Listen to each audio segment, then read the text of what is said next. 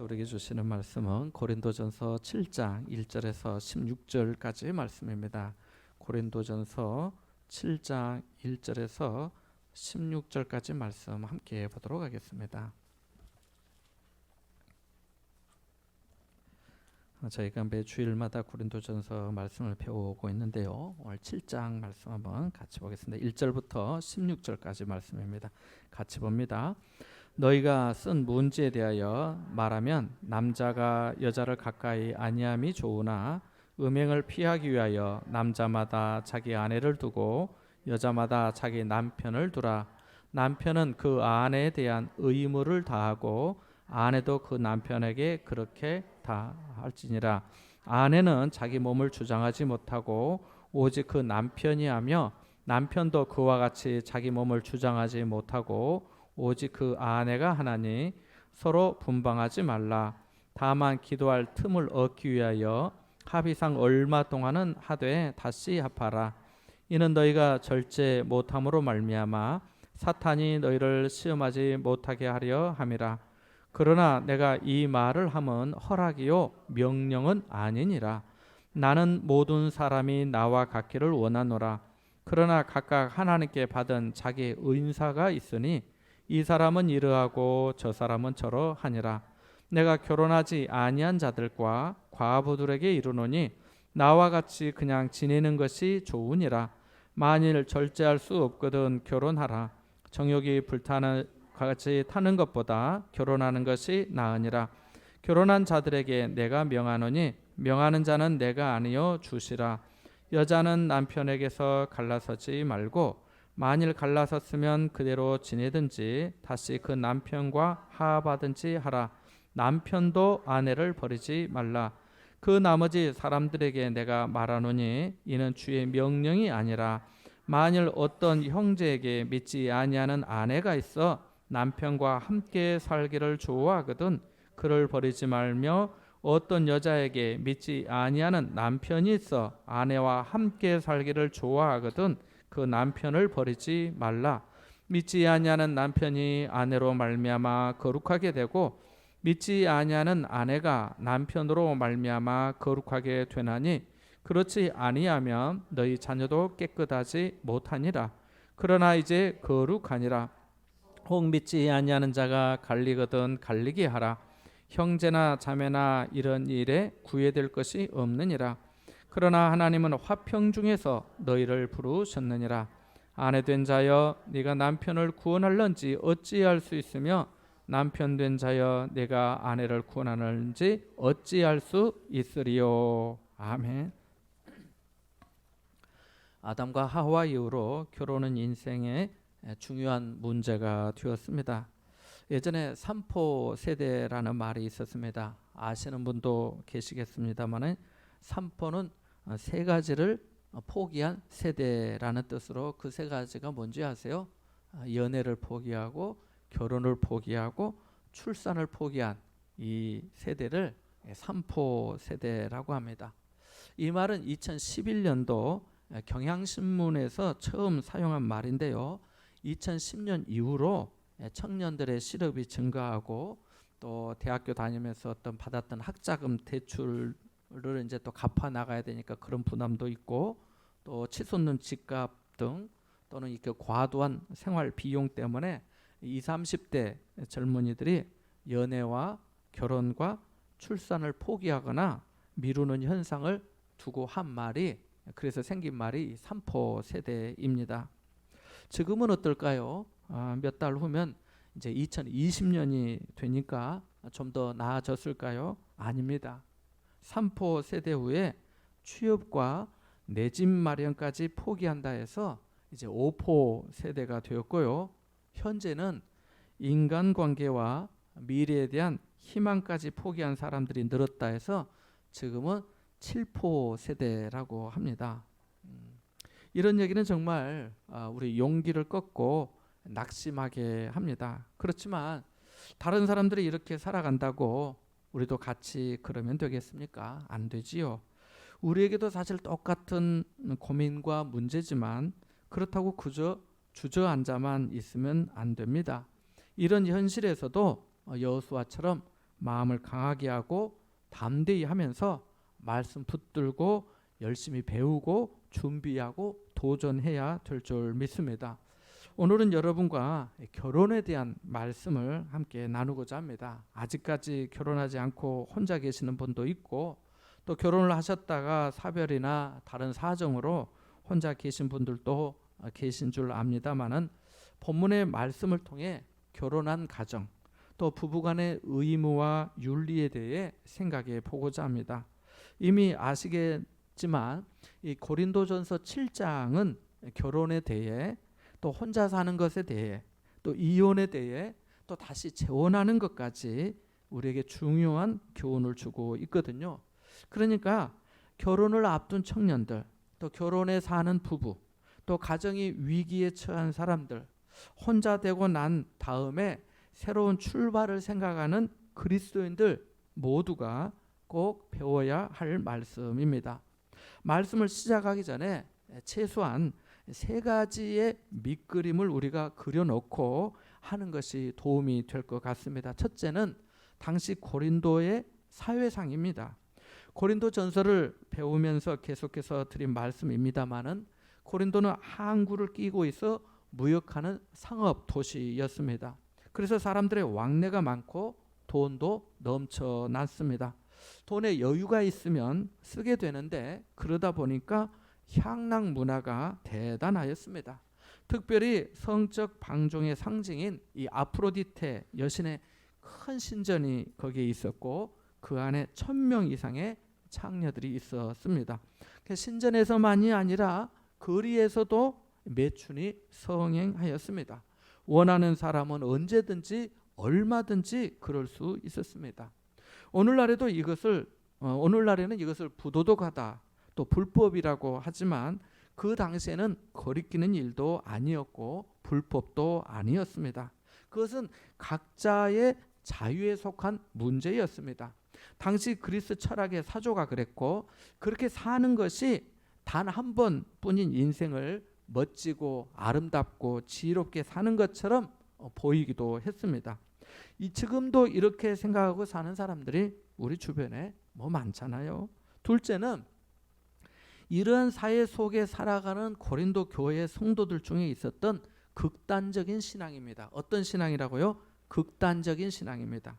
극단적인 신앙이라는 표현이라고 표현해서 여러분이 어떻게 생각하실지 모르겠습니다만은 고린도 교회 성도 중에는 고린도전서 5장에 나오는 어떤 사람과 같이 근친상간의 죄를 짓는 사람이 있었습니다. 그러니까 그만큼 신앙이 왜곡되었다는 거지요. 교회는 나오면서 하나님의 뜻과는 정반대의 삶을 사는 사람이 있었던 겁니다. 그래서 그러한 사람을 묵은 누룩이라 하고 출교하라고 한 겁니다. 성적인 문제는 근친상간만이 아니었는데요. 6장에서는 앞서 말씀드린 것처럼 매춘하는 사람들도 있었습니다. 이 사람들은 모든 것이 내게 가능하다라고 하면서 자유, 인권, 자기 결정권, 행복, 추구권 등과 같은 이 헌법의 조항을 성경 말씀보다 더 위에 두고 자기의 몸을 자기 것인 것처럼 생각하고 제멋대로 행동하였습니다.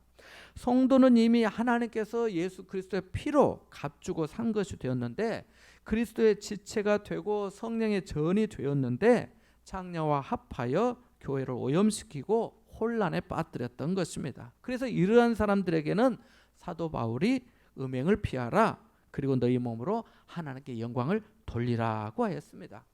근친상간하는 사람은 교회에서 내쫓으라고 하였지만 매춘하는 사람들은 회개하고 생활을 바꾸라고 한 것입니다. 셋째는 이 두 번째 거와 연결이 되는데 고린도 교회 성도들이 이러한 현실적인 문제를 고민하면서 바울에게 상담을 요청했다는 겁니다. 그러니까 우리가 예수 믿기 전에 과거의 생활과 습관 그리고 만나던 사람들과의 관계를 갑자기 단절할 수 없는 것처럼 고린도 교회 성도들도 방금 말씀드린 이 사회의 문화를 신앙인으로서 믿는 사람으로서 어떻게 받아들이고 대처해야 할지 심각한 고민이 되었던 것으로 보입니다. 그러다 보니 여기서도 양극단이 생겼습니다. 한쪽은 신앙생활은 몸과 상관없으니 각자의 자유 의사에 따라 하고 싶은 대로 하고 살아도 된다.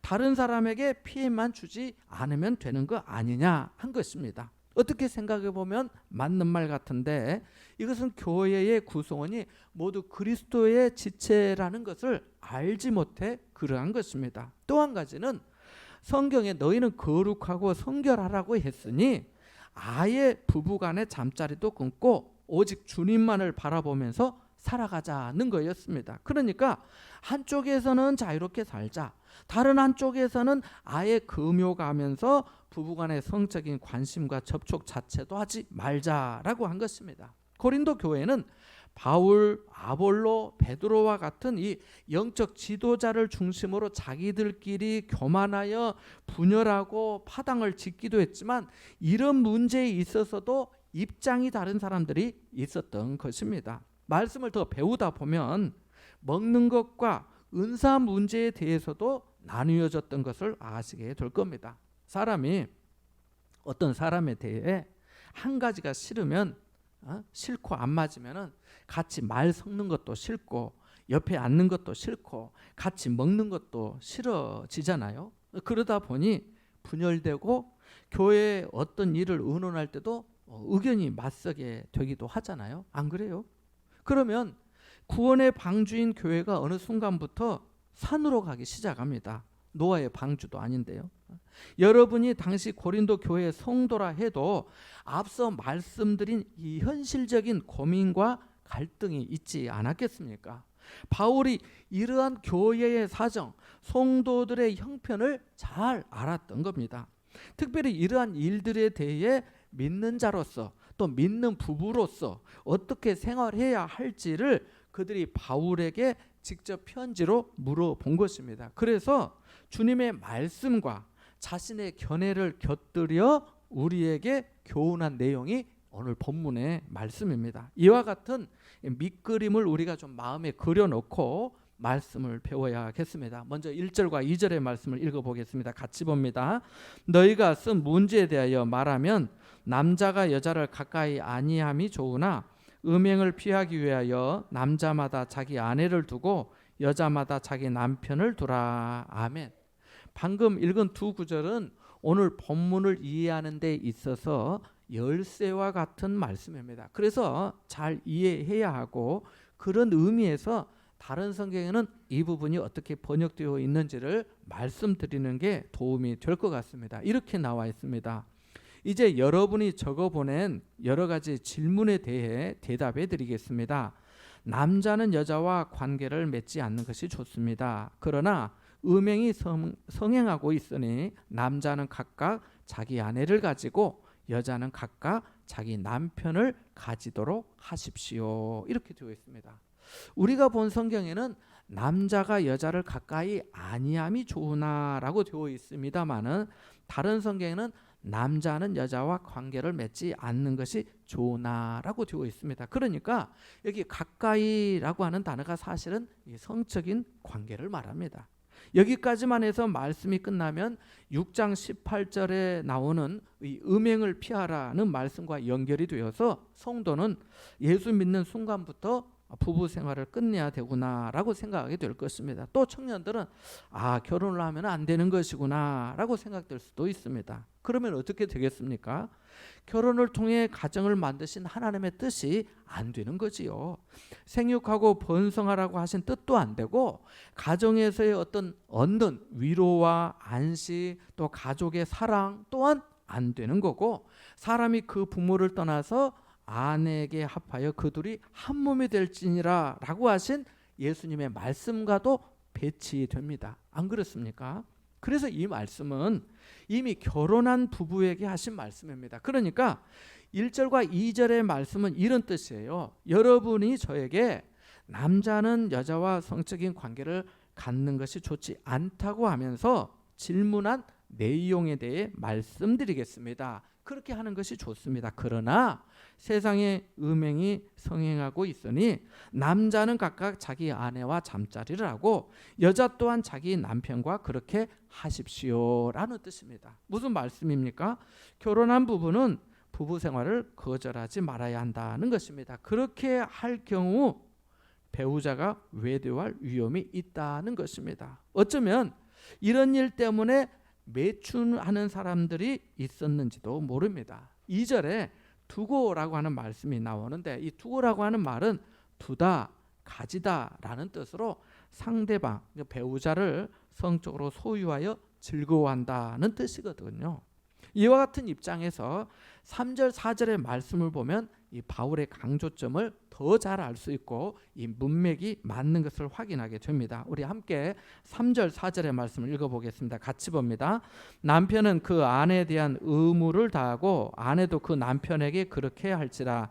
아내는 자기 몸을 주장하지 못하고 오직 그 남편이 하며 남편도 그와 같이 자기 몸을 주장하지 못하고 오직 그 아내가 하나니. 아멘. 남편과 아내가 서로에 대한 의무를 다한다는 게 뭐겠습니까? 앞에서 말씀드린 것을 포함하여 서로 존경하고 사랑하라는 겁니다. 이 두 구절의 말씀은 어느 누구도 이 일을 달지 않을 것입니다. 너무 당연한 말씀이기 때문입니다. 그런데요, 지금은 그렇지만 바울이 이 편지를 쓸 당시에는 굉장히 충격적인 말이었고 그 파장이 엄청났습니다. 왜 그런지 아세요? 왜 그랬을까요? 당시 사회는 남성 중심의 가부장적 사회였기 때문입니다. 특히 유대인 사회에서는 남자가 우선이었고 이혼의 권한도 남자에게 있었거든요. 여자는 사람의 수도 세지 않았잖아요. 지금은 세니까 너무 우려하지 마시고요. 자, 그런데 이 편지를 받는 사람들이 누굽니까?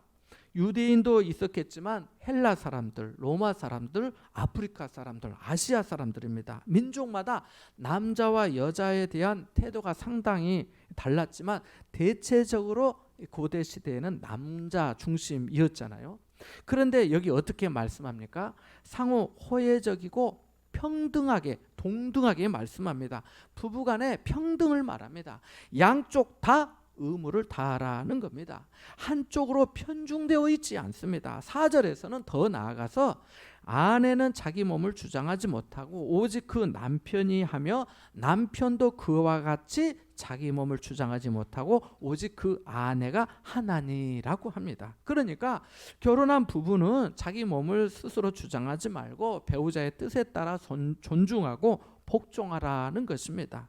이런 이야기가 현대인들에게는 가슴에 크게 와닿지 않을 수도 있을 겁니다. 어떤 분들은 속으로 바울이 별것도 아닌 내용을 왜 고린도 교인들에게 말했을까? 이런 일은 부부가 잘 알아서 하는 거 아니겠는가? 라고 생각하실 수도 있을 겁니다. 그러나 당시 철학 사조나 문헌에 보면 금욕적인 것이 지혜롭고 하나님을 섬기는 데 있어 더 순결한 것이라고 여기는 극단적인 금욕주의자들도 있었다는 것을 알 수 있습니다. 21세기에 살고 있는 우리로서는 받아들이기 힘든 일이지만 당시에는 이 성적인 억제가 개인의 경건과 종교적인 능력의 수단으로 이해되었던 겁니다. 그러니까 잠자리를 피하고 오직 하늘만 쳐다보면서 살던 사람들이 있었던 것이지요. 이러한 사정 때문에 바울이 말한 것입니다. 하지만 기도할 때는 분방이 가능하다고도 합니다. 5절과 6절의 말씀을 읽어보겠습니다. 같이 봅니다. 서로 분방하지 말라. 다만 기도할 틈을 얻기 위하여 합의상 얼마 동안은 하되 다시 합하라. 이는 너희가 절제 못함으로 말미암아 사탄이 너희를 시험하지 못하게 하려 함이라. 그러나 내가 이 말을 함은 허락이요 명령은 아니니라. 아멘. 바울은 부부가 기도에 전념하기 위하여 합의하여 각방을 쓰면서 기도할 수 있다고 합니다. 여기서 우리는 합의라고 하는 단어를 주의해야 합니다. 무슨 의미겠습니까? 독단적으로 하지 말고 상대방을 존중하며 함께 기도하라는 것입니다. 이것이 하나님 앞에 참된 부부의 모습이기 때문입니다. 그러니까 앞부분과 같은 맥락이지요. 이렇게 바울은 부부 생활을 영적인 것, 육체적인 것 따로 분리하지 않은 것입니다. 부부가 함께 기도함으로 하나님 앞에 영광을 돌리고 또 절제를 못해 마귀의 시험에 드는 일이 없도록 다시 합하라는 겁니다. 그러면서도 이것은 명령이 아니요 허락이라고 합니다. 무슨 허락이냐면요, 성결한 신앙생활을 위해 일시적인 금욕생활을 해도 좋다는 겁니다. 하지만 반드시 그렇게 하라는 명령은 아니라는 겁니다. 그러니까 일시적으로 그렇게 해도 되고 그렇지 않고 평상시와 같이 생활하며 기도해도 된다는 겁니다. 중요한 것은 부부가 상대방의 권리를 침해하지 않고 서로 합의하고 해야 사탄의 시험에 들지 않는다는 것입니다. 부부는 가까이 있으면서 서로의 필요와 욕구를 채워줘야 한다는 말씀이지요. 그런데 문제는 안 그런 가정도 있지만은 부부간에도 이 신앙의 정도가 다를 때입니다. 아내는 기도하고 싶은데 남편은 밥을 달라 하는 겁니다. 반대로 남편은 교회 가서 예배하고 봉사하고 싶은데 아내가 오늘은 아침 예배만 드리고 오후에 어디 놀러 가자고 하는 겁니다. 일반적으로 교회에서 아내가 남편보다 믿음이 좋은 경우가 많습니다만은 남편의 믿음이 아내보다 더 뜨겁고 헌신하는 경우도 있습니다. 제가 아는 한 가정은 아내 믿음이 참 좋습니다. 믿음만 좋은 것이 아니라 제가 아는 선에서 남편과 아이들에게도 참 잘합니다. 그런데 1년에 한 번은 두 사람이 의견을 조율해야 되는 때가 있었습니다. 그 어느 때냐면 여름 성경학교 때입니다. 직장에 다니는 남편은 모처럼 얻은 여름 휴가를 가족과 보내고 싶은데 아내는 아이들 데리고 성경학교에 참석해야 된다는 겁니다. 그러다 보니까 잘 안 맞는 겁니다. 교회는 같이 다니지만 믿음의 키가 다르니까 어려웠던 거지요. 그렇게 몇 년 지나니까 나중에는 이 남편까지 여름 성경학교 교사로 봉사하면서 더욱 화목한 가정이 되었습니다. 기도하는 거, 봉사하는 거, 전도하는 거 모두 그렇지 않겠습니까? 어떤 때는 사랑하는 배우자가 있어 때로 위로받고 사랑하고 화목하게 살지만 어떤 때는 그냥 혼자 주님만 온전히 바라보고 그 은혜 안에 영원히 머물고 싶을 때도 있잖아요. 아직 이런 체험이 없으신 분들도 있으시겠지만 안 그렇습니까? 주 안에 기쁨 누림으로 마음의 풍랑이 잔잔하니 세상과 나는 간 곳 없고 구속한 주만 보이도다는 어느 찬송가의 가사처럼 성령의 감동이 되어서 주님 안에만 있고 싶고 주님만을 위해 살고 싶은 그 소원 말입니다. 그래서 바울이 7절에 나는 모든 사람이 나와 같이 되기를 원한다고 한 것입니다. 이제 7절과 8절의 말씀을 읽어보겠습니다. 같이 봅니다. 나는 모든 사람이 나와 같기를 원하노라. 그러나 각각 하나님께 받은 자기의 은사가 있으니 이 사람은 이러하고 저 사람은 저러하니라. 내가 결혼하지 아니한 자들과 과부들에게 이르노니 나와 같이 그냥 지내는 것이 좋으니라. 아멘. 바울은 독신으로 주님의 복음을 전한 사람입니다. 어떤 성경학자는 바울이 유대인의 관습에 따라 결혼한 적이 있을 것이라고도 합니다. 왜냐하면 20살이 넘는 유대인 지도자는 결혼이 필수 조건이었기 때문입니다. 그래서 결혼한 적이 있었을 것이라고 추측하기도 합니다. 다만 그가 언제 어떻게 혼자 되었는지는 알려져 있지 않습니다. 확실한 것은 그가 독신으로 복음 전하는 사명을 끝까지 감당하였다는 겁니다. 바울이 이제까지 결혼한 부부를 대상으로 일반적인 원칙들을 이야기했다면 7절에서부터는 사람들이 처해 있는 이 다양한 상황에 대해 구체적으로 이야기합니다. 그러나 대전제가 있습니다. 그것은 각각 하나님께 받은 자기의 은사가 있어 이 사람은 이러하고 저 사람은 저러하다는 겁니다. 다시 말해 사람마다 다르다는 겁니다. 그래서 하는 말이 결혼하지 아니한 독신자와 홀로 된 과부에 대해 말합니다. 여기 결혼하지 아니한 자는 결혼한 적이 있으나 아내와 사별했거나 다른 사정으로 혼자 된 남자를 말하고 홀로 된 과부는 남편과 사별했거나 혼자 된 여자를 말합니다. 그러니까 여기서도 바울이 남자 여자를 동등하게 언급하며 말씀하고 있는 겁니다. 우리가 더 주목해야 할 대목은 7절에 나오는데요.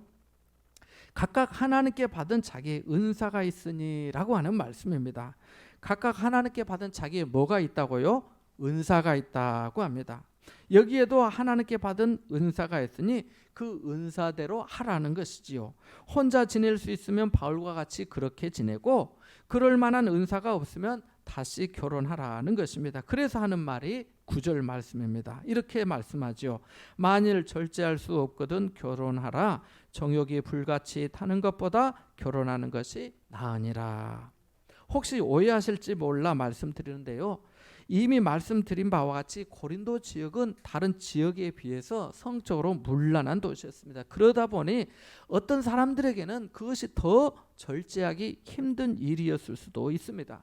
특히 배우자와 금실 좋게 살다가 사별한 사람에게는 더 그럴 수 있었습니다. 그래서 이렇게 말씀한 것이지 정욕을 해소할 목적으로 다시 결혼하라고 한 것은 아닙니다.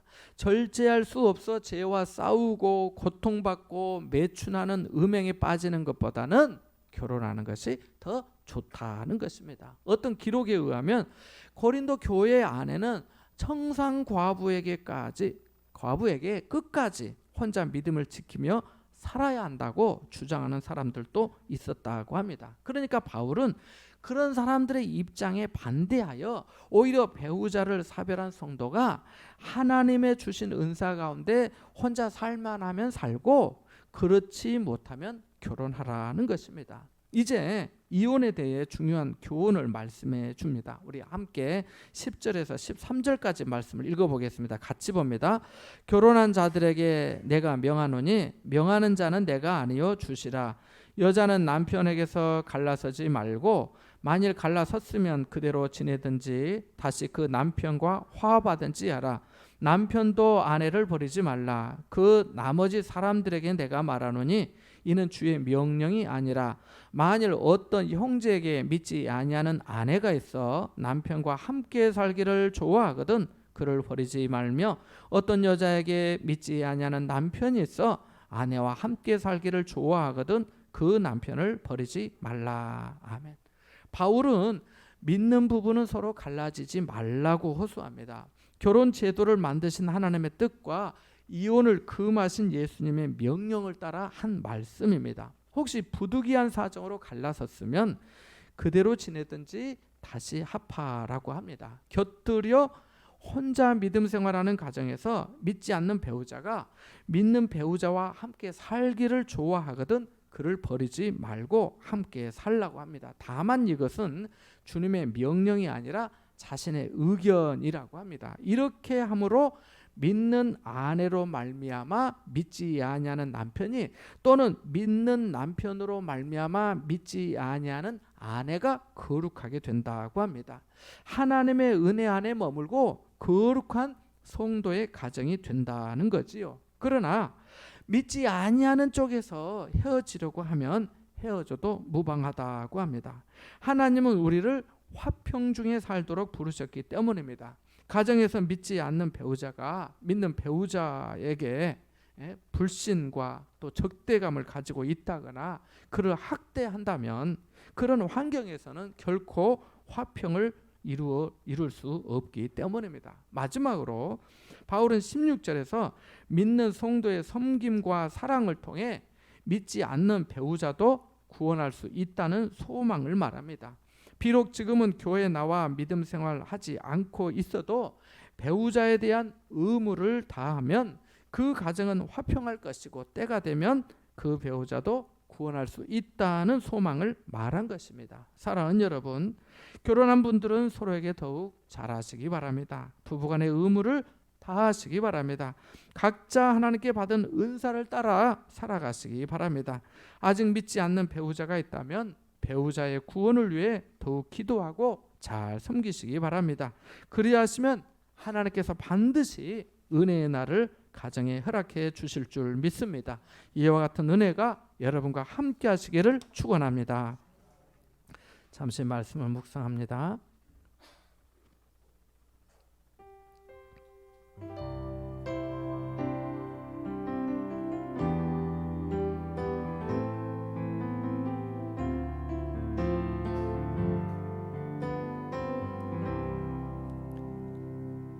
하나님 아버지, 가정을 이루고 살아가는 부부에게 은혜를 더해 주셔서 의무를 잘하며 화목한 가정이 되게 하여 주옵소서. 주장하기보다 사랑하고 존경할 수 있게 하여 주옵소서. 믿지 아니한 배우자를 위해서도 더욱 기도하며 섬김으로 구원할 수 있도록 은혜를 내려 주옵소서. 예수님의 이름으로 기도하옵나이다. 아멘.